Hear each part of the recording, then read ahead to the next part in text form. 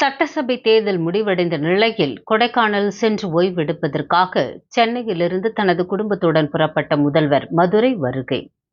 தமிழக சட்டசபை தேர்தலுக்கான வாக்குப்பதிவு நிறைவடைந்த நிலையில் முதலமைச்சர் மு.க.ஸ்டாலின் கொடைக்கானல் சென்று ஓய்வெடுக்க திட்டமிட்டுள்ளார். இதற்காக சென்னையிலிருந்து இன்று காலை 10 மணிக்கு தனி விமானம் மூலம் புறப்பட்ட முதல்வர் தற்போது மதுரை வந்தடைந்தார். இங்கிருந்து அவர் சாலை மார்க்கமாக கொடைக்கானல் செல்கிறார். அங்கு 3 அல்லது 4 நாட்கள் தங்கி ஓய்வெடுக்க இருப்பதாக தெரிய வருகிறது.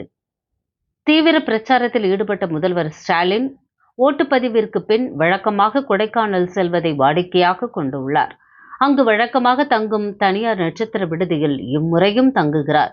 கடந்த 2019, 2021, 2024 தேர்தலில் வெற்றியை தொடர்ந்து கொடைக்கானல் பயணத்தை முதல்வர் தொடர்ந்து வருகிறார். தமிழக சட்டசபை தேர்தலுக்கான வாக்குப்பதிவு நேற்று முன்தினம் நிறைவடைந்தது. 234 தொகுதிகளில் மொத்தமாக 85.15% வாக்குகள் பதிவாகியது. மொத்தம் 4.88 கோடி வாக்குகள் பதிவாகியிருக்கிறது. அதேபோல் தேர்தலின் போது எவ்வித அசம்பாவிதங்களும் நடக்கவில்லை.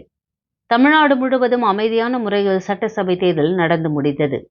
தேர்தல் முடிவடைந்த இரவே துணை முதல்வர் உதயநிதி ஸ்டாலின் தனது குடும்பத்துடன் துபாய்க்கு சுற்றுலா சென்று விட்டார்.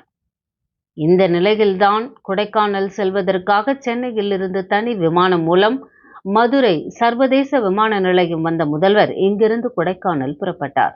முதல்வரின் வருகைக்காக போலீசாரால் பலத்த பாதுகாப்பு ஏற்பாடுகள் செய்யப்பட்டுள்ளது. இந்நிலையில் முதல்வர் ஸ்டாலின் வெளியே வந்தபோது சபாநாயகர் அப்பாவு அவரை வரவேற்றார். வெற்றி வாய்ப்பு எப்படி உள்ளது என கேட்டதற்கு கட்டை விரலை உயர்த்தி சூப்பராக உள்ளது என கூறி சென்றார். நியூஸ் 21 செய்திகளுக்காக செய்தியாளர் ரா விஜயகுமார்.